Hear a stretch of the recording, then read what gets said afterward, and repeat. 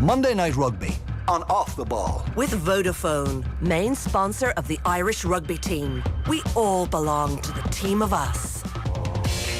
Yeah, you're welcome along. So we have ourselves a Heineken Champions Cup final, May the 28th, same day as the Champions League final as it happens, both in France. So for the rugby, we're in the Stade Velodrome in Marseille, 4:45 kickoff Irish time. It is Leinster, La Rochelle, a repeat of last year's semi-final. Leinster 40, Toulouse 17 in Dublin on Saturday. And then in Lens yesterday, Racine 13, La Rochelle 20. To discuss, we have Matt Williams. Hey, Matt. Hey, Jack. Good to talk to you, man. And Gerry Thornley of the Irish Times. Hey, Gerry. Hey, Joe. How you doing, Matt? Are you well? Good, mate. Going really well. Looking at David Gorman in the Irish Times, Matt, he picked through the French and European reaction to the Leinster performance for one, and Le Figaro, for instance, described it as a lesson in rugby. Toulouse swept away, Johnny Sexton rust-proof, which is, well, I'm not sure if that's the precise translation, but we get the gist. And then L'Équipe, in comparison to Leinster, Toulouse attack seemed telegraphed. So this was vintage, really, as semi-final wins go. This was an awesome Leinster performance.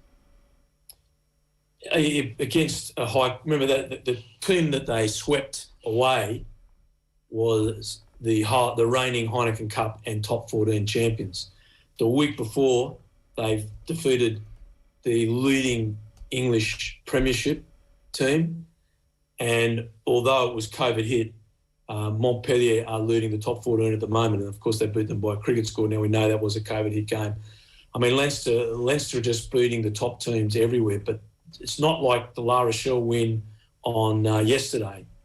Leinster are absolutely demolishing teams, and they're doing it by playing a game of incredible tempo with lightning, as the New Zealanders call it, LQB, lightning quick ball at the breakdown, rucks that are taking less than a second and a half, and they are taking the ball to the line before they are distributing. Their forwards, especially, their skills are extraordinary at doing that.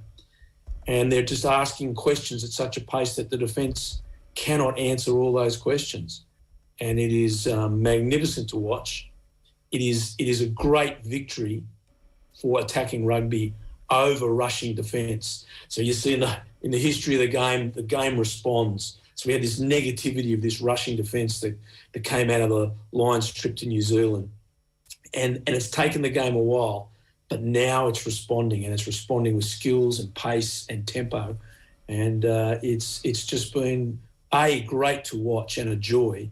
But if you're a Leinster supporter, it's just been a pleasure. Gerry, look no further than the words of Ugo Molla, the Toulouse coach. And we are talking here about the defending European champions. So he said afterwards, Leinster's speed was quite remarkable. We have taken a real rugby lesson today.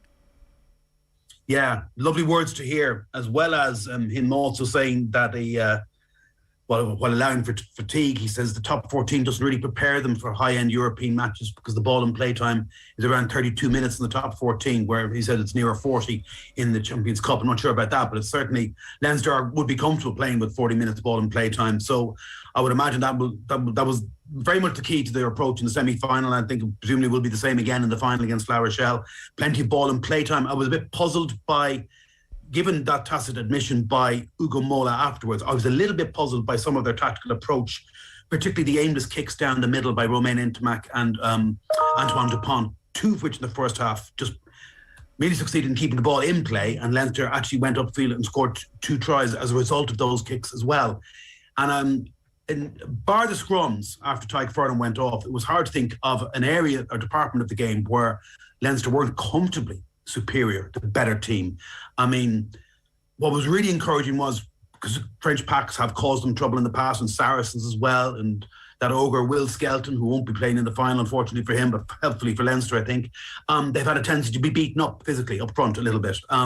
If anybody got beaten up, it was Toulouse, that big pack and their 6 forward replacements. Like, Leinster won the majority of the collisions. This was helped by some wondrous footwork just before contact. It's something they really finessed on the training ground with Stuart Lancaster. You look how much Josh Van der Fleer, we've spoken about that some often in the past, how much he's improved as a ball carrier because of the angles of his runs and his footwork. Caelan Doris's footwork. Dan Sheehan, when he came on, footwork before contact. So they're winning collisions, they're taking tackles their turn, they're getting over the gain line, and then, as Matt says, they're generating lightning quick ball. And then it's the variety of the attacking options that they have. I mean, it's every ball carrier seems to have 3 options: inside, outside, or at the back. Every time, it's just so hard. You almost feel for defenders. When Rory Arnold bought that dummy from Johnny Sexton, he was still travelling to the other end of the ground by the time Johnny put Josh Van der Fleer over the line. It was just a sensational pullback from Ross Maloney as well. Lovely dummy. And one of the many beauties of this system as well is that although Johnny Sexton is still integral to it, because he's not always the first receiver, he's not getting as much. He's not getting hit on the ball as much as he used to either. Now, he's still making his tackles, but he's also playing supremely well. I mean, it was a majestic performance by him. And then the beating heart of this side is Gibson-Park. Like, we've spoken again about him, but like, I suppose it's inevitable that there's going to be 1 or 2 mistakes by Jameson Gibson-Park because he's playing at 100 miles an hour and he's got to make every decision in a split second. And actually, when you see a couple of errors like last Saturday, it reminds you how generally often he gets it right and he executes it well. He just didn't when he shinned that ball through onto Antoine Dupont. So, like, yeah, there were masters in every department. They looked fresher as I thought they would be because their game minutes are much less and they're better managed. Leo Cullen's done a tremendous job there in planning this campaign. 59 players used. And it's the excellence of the squad depth that allows them to rest up for 2 weeks while the third string team are over in South Africa, or second string team, and they can prepare for Leicester and then prepare for Toulouse. No doubt none of the frontliners last Saturday will start again this Saturday. Myself and Matt were talking about off air. It'd be very interesting to see what ROG does with La Rochelle because they've got a big game at the weekend at home to Stade Francais, and they're just outside the top 6. So, yeah, they're in a very good place, Leinster, and a better place than last year when you think that they didn't have Johnny Sexton in that semi-final, when they didn't have Andrew Porter in that semi-final. On the proviso, just last thing on this, on the proviso that Tyke Furlong is okay, and also that James Lowe is okay, because he's such a valued member of this team now. Like, from 29 kicks out of hand, Leinster made over 1,000 metres. Like, that's phenomenal. And a lot of that was down to James Lowe's boot and a couple of times down to the Duracell bunny that is Gibson-Park making his chases. But, like, he's just a weapon that can't be replaced. And his tries may have been walk-ins, but that's 13 tries in his last 8 games for Leinster. Oh. And Gerry, what's the quick word on Furlong's fitness and Lowe's fitness? They don't seem to be unduly concerned. I mean, you don't get a huge lot of information from most teams now about, you know, in terms of players' well-being and so forth, from Ireland and Leinster in particular. But they don't seem unduly concerned. All they did was confirm they won't play this weekend. But they were never going to play this weekend anyway. So the indications are that, touch wood, they should be fine. Matt, we were chatting about Tyke Furlong's 20-metre skip pass yesterday and admiring it, and then Rob Kearney pointed out, it's his bad side, by the way, everyone. He's a lefty, so I mean, like, we're just scratching our heads a touch. You might speak to us about the point Gerry made about Sexton. He is not popping up in the same position in comparison with previous years at Leinster. Yeah, 2 years ago I thought Johnny was finished, and I said it publicly, and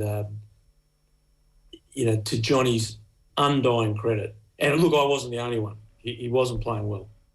And he has found a way at a very ripe age for an international top-quality rugby player to come back and play some of his best rugby in his middle 30s. I mean, it is an extraordinary story. I've seen other players in that position survive and play and modify their game, but they modify their game backwards.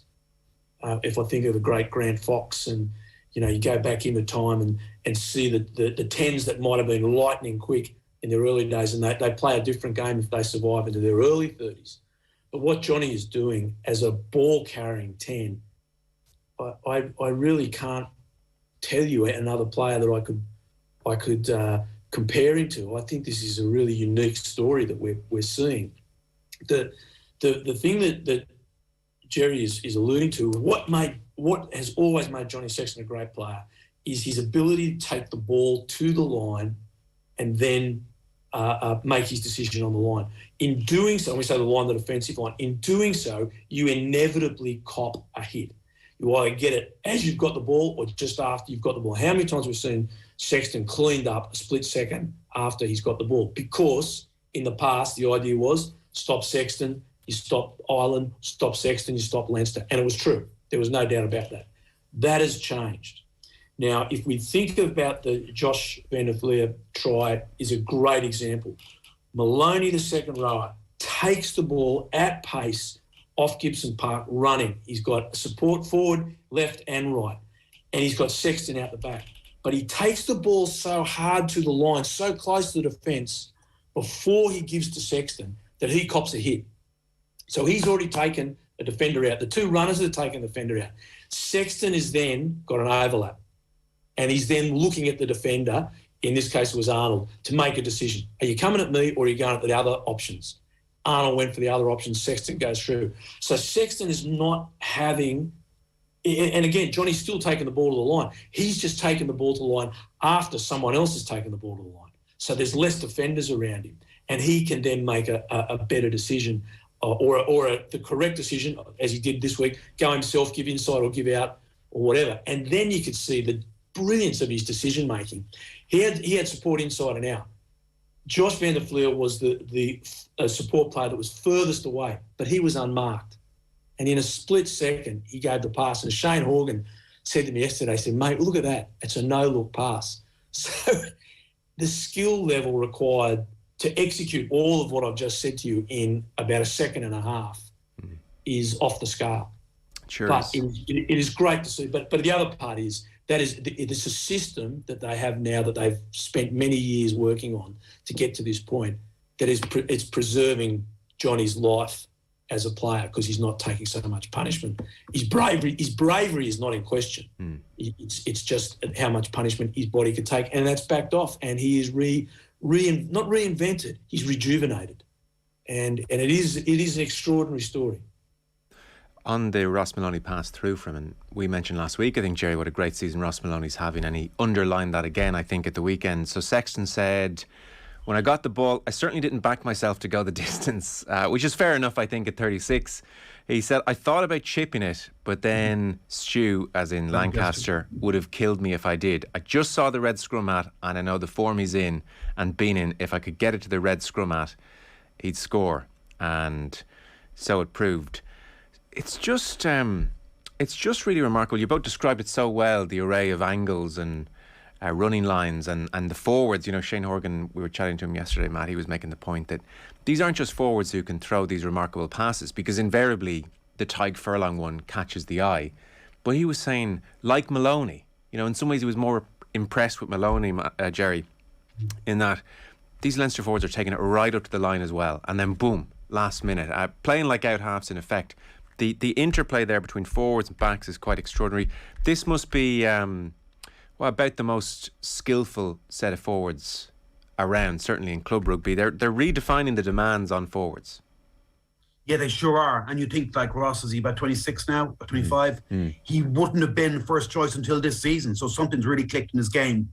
He's definitely, like Josh van der Flier, improved his carrying. I mean, he's not the most physically imposing lock in the world, but he's very athletic.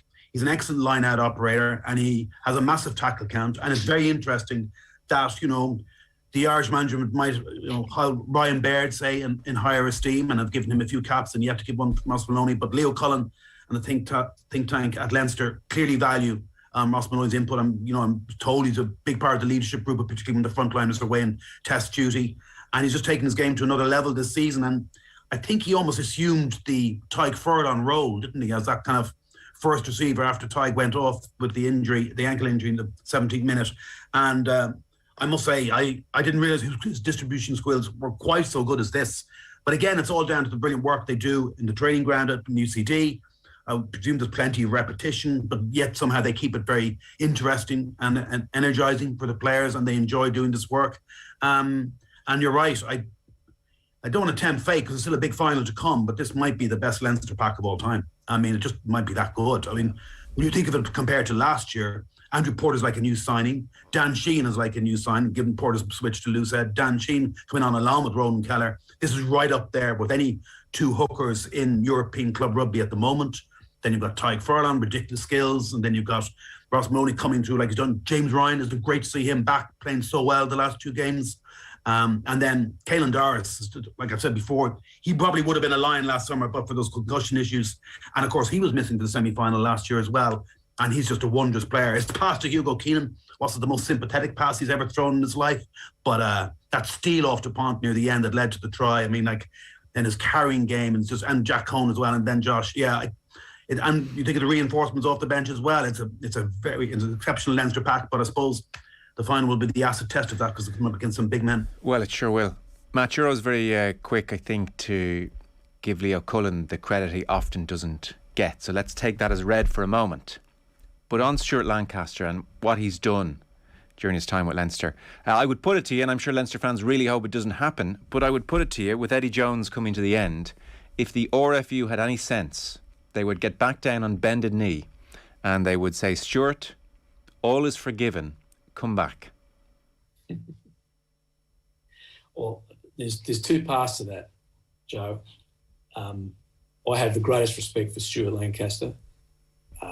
They talk to the players and ex-players who have been coached by him. They are huge fans. They had nothing but respect and praise. I have actually never heard any of them say a negative word. There was never a but.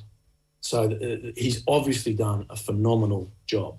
It was a stroke of genius from Leo to employ him, because when his name was put up, everyone said, what?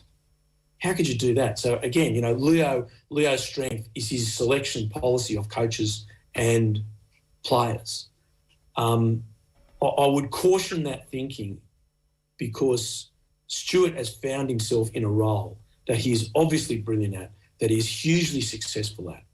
If he steps into the role of head coach or national coach, it is a totally different gig, and it will take him away from what he is brilliant at, which is coaching skills to players in attack and defence. And he's just one of these guys that is his huge talent. And it's like quite often seeing a great school teacher, this wonderful educator that might be let's just pick mathematics, a brilliant mathematical communicator and educator, and then you make him head of department or principal and he's crap at it because it's not what he's great at. So I don't know if Stuart wants to do that. I personally, just from my observations of Stuart, is that the role he is in suits him better than being a head coach. And there's a whole lot of reasons for that. And I think the role he's happier with. That's definite, Matt. Definitely the role he's happy. He stated that one of the great attractions of working in Leinster was how much more time he was going to spend on the pitch coaching. He really got to resent that almost when he was working as a head coach of England, because so much of his work was away from the training ground.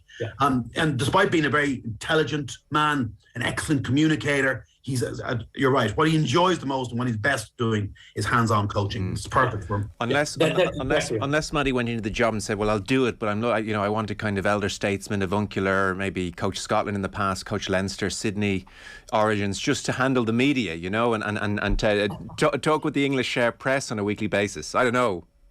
There's one problem with that, mate. I'd have to have a red rose on my chest, and that day is just never going to happen. I figured.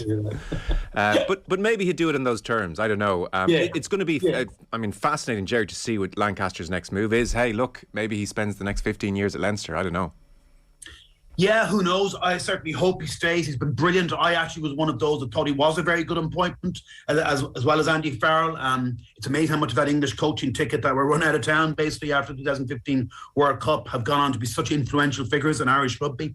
I think coaches, as Matt well knows better than I do, coaches do not have a linear career that just goes upwards and upwards and upwards. They have their setbacks, they have their hiccups. It's rare that they go through a career without them, or perhaps even being fired at some juncture, like most team sports. And like they could only be better coaches for that 4-year World Cup cycle running the English ship. And I think that I thought he was an excellent appointment, but Matt's right.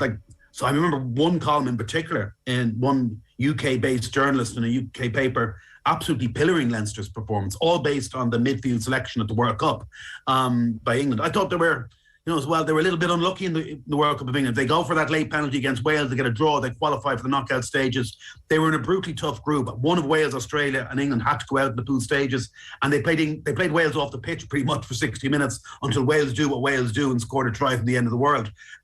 So anyway, I think he might stay, hopefully. I think he's really enjoying himself. He's got a nice gig going with Leinster. Even when he was English coach and all through his coaching career, he's got a particular skill in developing young players, and there's no better crop of young players coming through anywhere certainly in Europe and possibly the world than right now at Leinster. So what's not to enjoy about that? And who knows, in the future, maybe he will become Leinster head coach. Maybe he will succeed Leo at some point. You never get the impression that Leo is going to be there for a hugely long haul, although I think he's been there about 6 years now. But you know the way he always signs 1-year deals? So I wouldn't be surprised if at some point Stuart Lancaster might even become Leinster head coach. Who knows? I wouldn't be surprised at all if Leo Cullen becomes national coach and Stuart Lancaster goes with him. That is also another one. After Andy Farrell, and I'm not suggesting Andy Farrell should be removed in any way. I think Andy Farrell's doing a phenomenal job at the moment.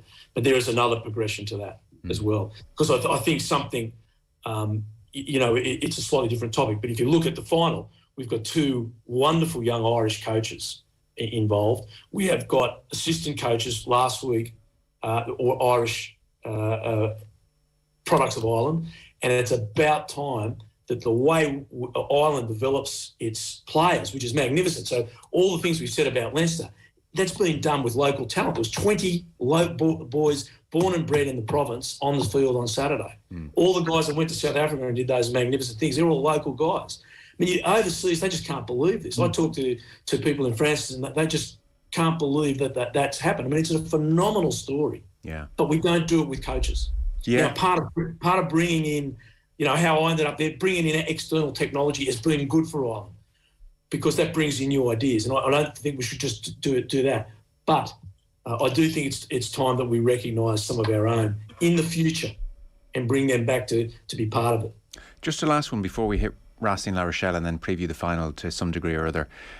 Leinster this year versus last year, Matt. So Gerry's mentioned the pack and how that's improved massively. Just in this attacking style that you've both outlined, is this a step forward from what Leinster were doing last year against, say, La Rochelle in the semi-final, this attack? Yes, without doubt. I think there's a few aspects to this, Joe. One is the adoption of the Leinster philosophy by the national team. So if you look at the bulk of that Leinster side, they have been playing a very, very similar game plan since November last year with the national side and prior to that. So there's no change.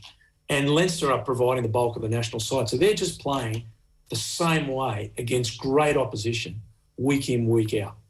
That's had a huge, huge impact on Leicester's performance and on the national performance. And Gerry knows, I've been screaming for this since I walked in the door in '99 for a national philosophy. And that's where Andy Farrell deserves so much credit for adopting this. The second part of that comes back to Stuart and Leo. This has been drilled into these guys for years. And the trouble with long-term athletic development, it takes a long time. And we're seeing the benefits of this long-term athletic development. And the last bit, Joe, as Gerry said, we had these injuries. There was away semi-finals. The stars have aligned for Leinster for this year. And it doesn't happen all the time. They're fit, touch wood. They're playing a style that they're very happy with. It's taken them 3 or 4 years of development to get here. They played it with the national team, and that gives them great confidence. They beat England away. They performed against France away, and they beat the others. They've beaten the current holders of the cup. They've got a lot of belief, and I don't know that they had that against Saracens 2 years ago. And I think against La Rochelle, they had injuries. It was their second big away game. Things just didn't go well in that second half. Now, there's a few other reasons for that. But there is a whole lot of factors come into this, the aligning of the stars and the skills that is producing this wonderful, wonderful rugby from 20 boys or men born and bred in the province. And along with Sexton, that is equally a wonderful story. Yeah. Actually, you'd have a great sense of global rugby, even talking to you down the decades. Any other comparable examples of a team being as successful, club team, as Leinster, with basically all of the players, the vast majority from the immediate hinterland?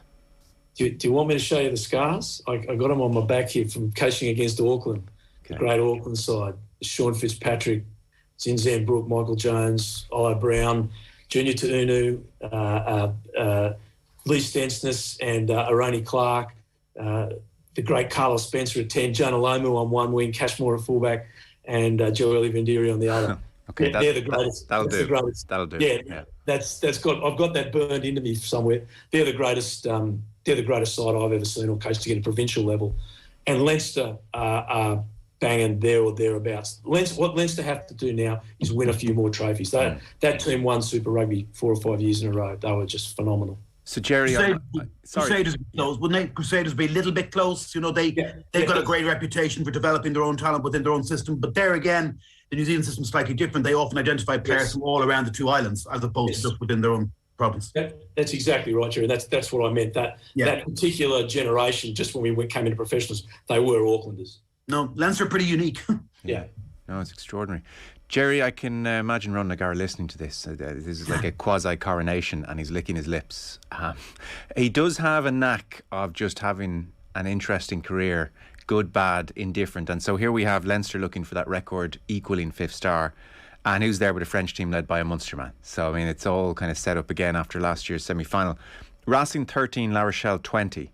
If this was vintage Leinster on Saturday, Sunday, yesterday was more of a traditional semi-final in that it was stop-start, bad quality, very average spectacle.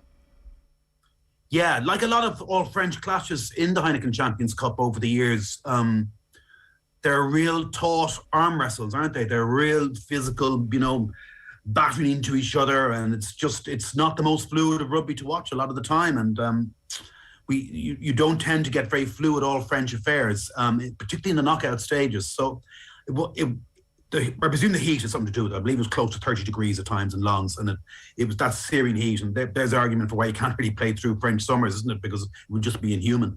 That obviously was a factor in a very slow-paced game.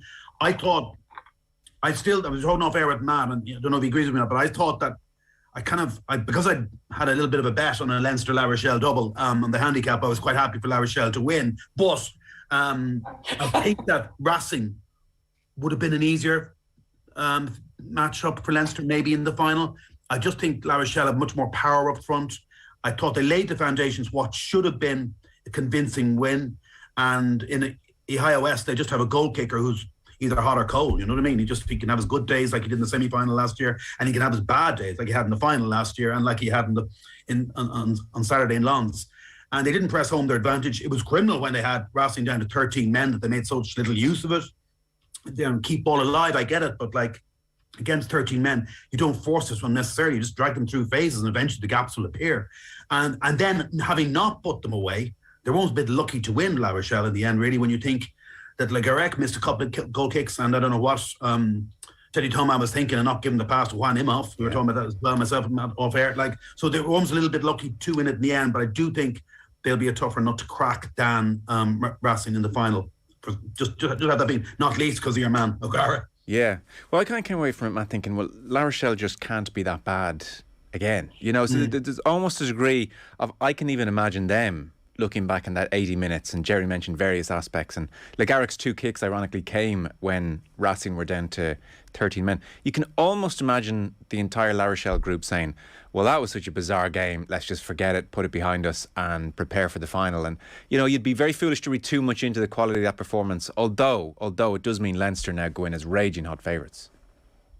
I think both camps have to say, we won, it's over, let's plan for a final. That's the only way you can approach that.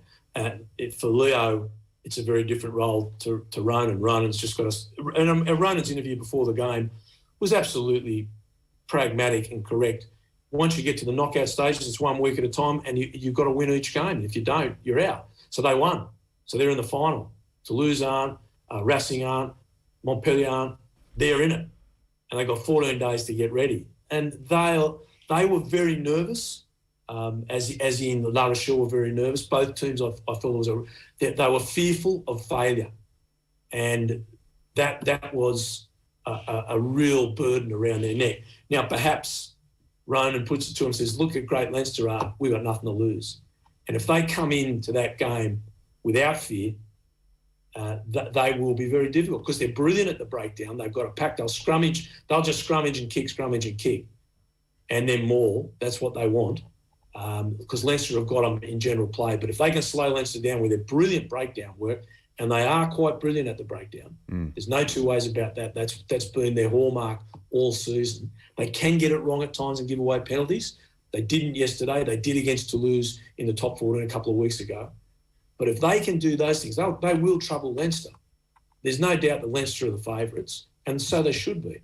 But you cannot throw La Rochelle away. They've got too much talent.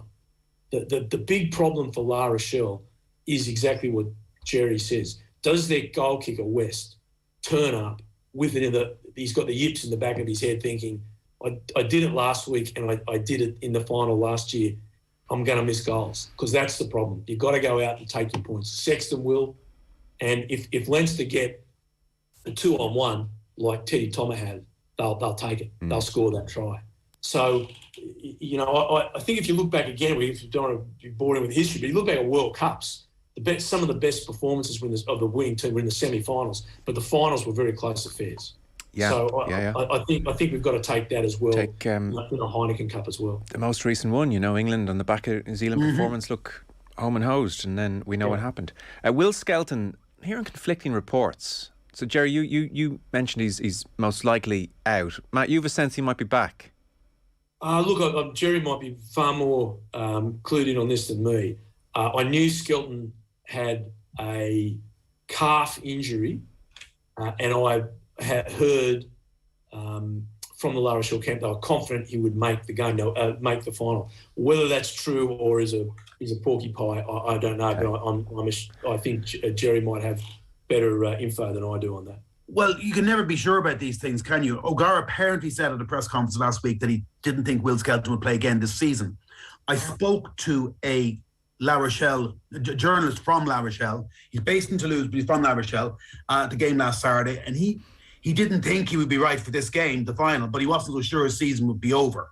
So, and again, he said it was a calf injury. So the odds would appear to be against it, but who knows? Who knows? Calf injuries are notoriously difficult. Notoriously difficult to get right.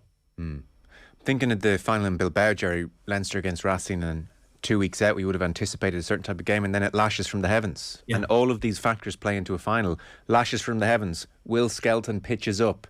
La Rochelle start doing a decent number on Leinster's breakdown. That ruck speed slows down. Lots of scrums. A real arm wrestle. Ball out of play a lot. Stop start. And then, the other point, to give La Rochelle their credit, as you mentioned, Gerry, some of those kind of Hail Mary passes, they stick on a certain day. And, these are all the ingredients which will still make this very compelling final.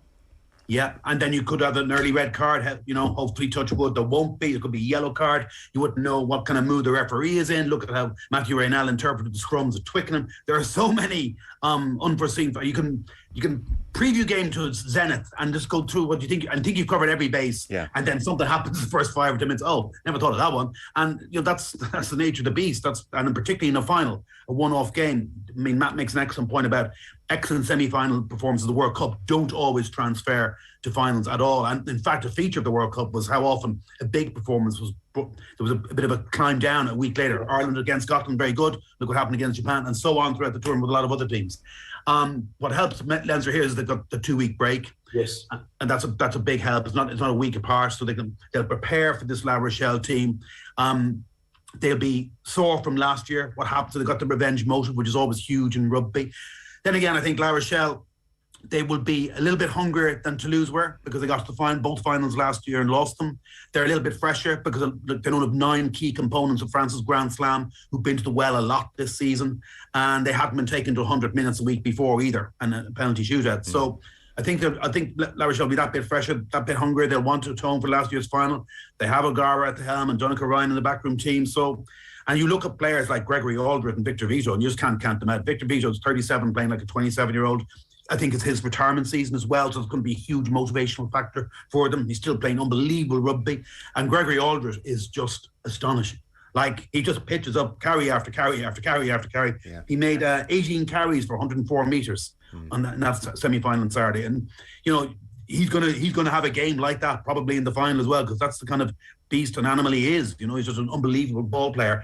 And they've got some real powerful X-factor players, Jonathan Dante, Raymond Rule. They can bring off Lavani Botti off the bench, so you can't discount them at all. It's a one-off. Absolutely not. Yeah, no, it's amazing. And like the O'Gara factor, is just, you couldn't make it up, and he has that penchant in his life, I think, to do interesting things. Matt, with your coaching hat on, how well does O'Gara set up the team? Like, when you look at La Rochelle, does that strike you as, God, this is a very impressively coached side, or what can we glean from what can you glean rather from how La Rochelle take the pitch this season, last season? Say, what have we got here on our hands in O'Gara? Rogers has gone about his education as a coach really thoroughly. Like, he started at Racing as a skills coach, moved through, went down to the Crusaders in Christchurch, did 2 years there. Under a wonderful human being in Scotty Robinson and a brilliant coach, the next New Zealand coach, without doubt.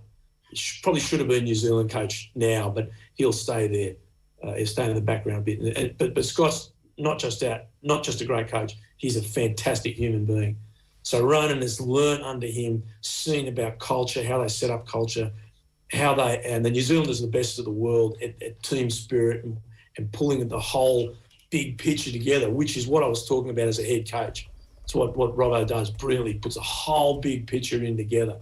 Michael Alatara, the tight head prop for who came on off the bench for Leinster, he was there. He's from my old club in Sydney. I coached with his dad and played with his dad at our club. Michael was our ball boy. Michael went over to the Crusaders, now at Leinster. He's seen all that.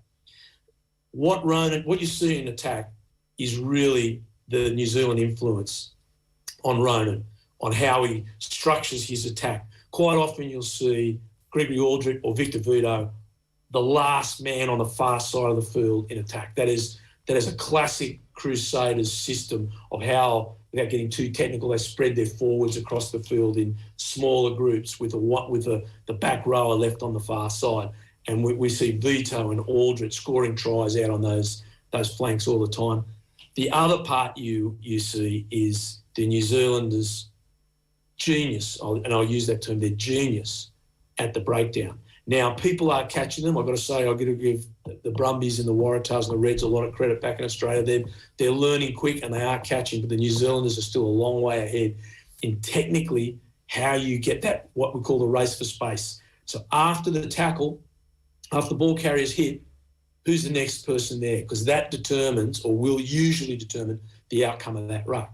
And the La Rochelle are so fantastic at it that they are winning so many turnovers or penalties at that breakdown. Again, that's got Ronan's time in New Zealand just painted all across it.